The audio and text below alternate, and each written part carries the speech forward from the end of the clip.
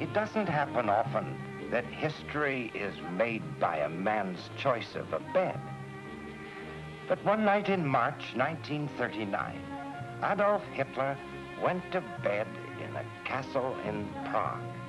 And in doing so, he symbolized the transformation of Nazi foreign policy. Prague was the capital of a non-Germanic nation. Previously, the basis of Hitler's policy had been to unite Germans. When Hitler went to bed in Prague, German policy was already one of conquest.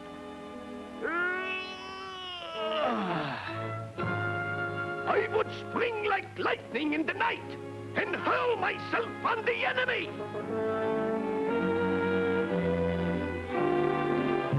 Where would Hitler want to sleep next? In Warsaw? In Bucharest?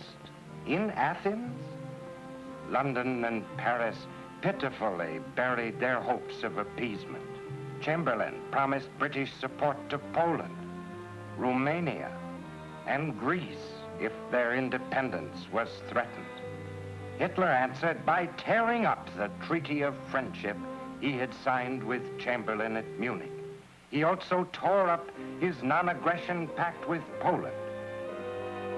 In May, he signed a military alliance with Italy, though it wasn't disclosed at the time that he promised Mussolini there would be no war before 1942. When we shake hands, it is the handshake of men of honor.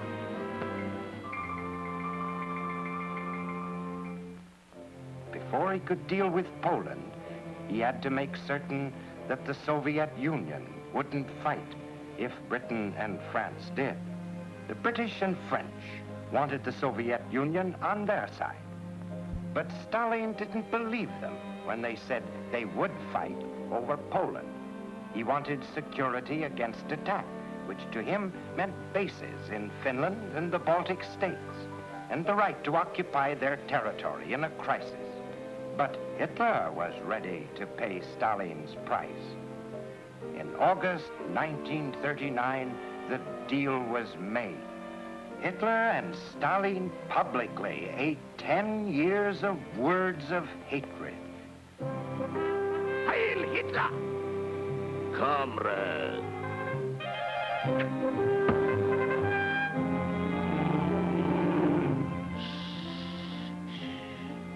With the Soviet pact in the bag, Hitler could go ahead. If he could get Danzig without a war and cut through the Polish corridor, he would command Poland's outlet to the sea. That was enough to suffocate the country into submission. Till September 1st, Hitler tried to see what he could get by pressure politics. Poland, however, refused to put the noose around its neck. And on September 1st, the German machine of destruction crossed the Polish frontier.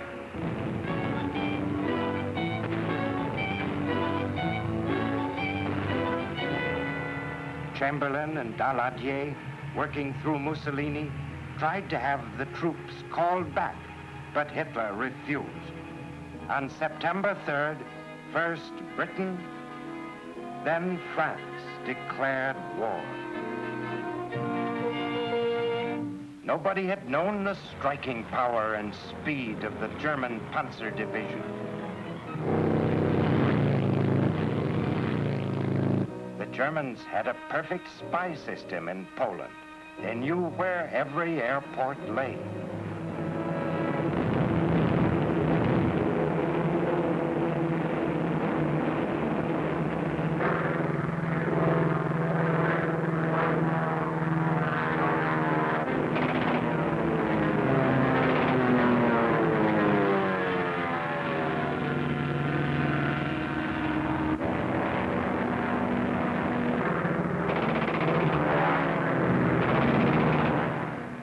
army without an air force is blind.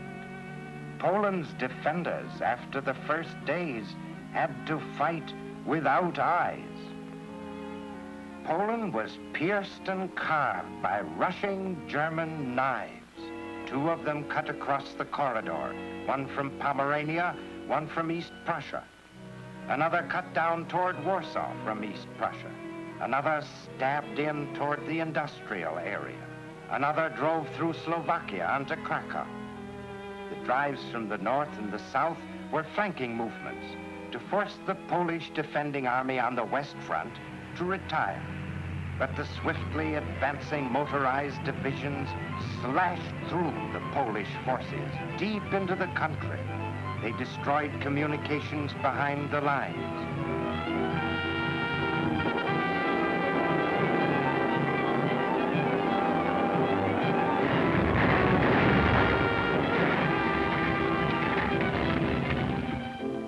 In 16 days, the Warsaw area was surrounded.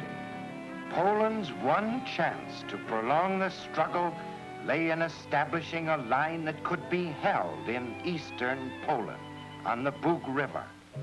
But on September 17th, the Soviet Union invaded Poland from the east.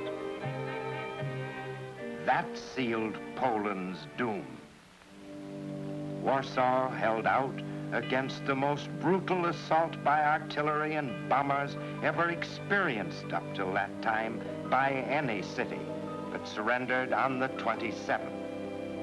That was the eclipse of a nation of 35 million people.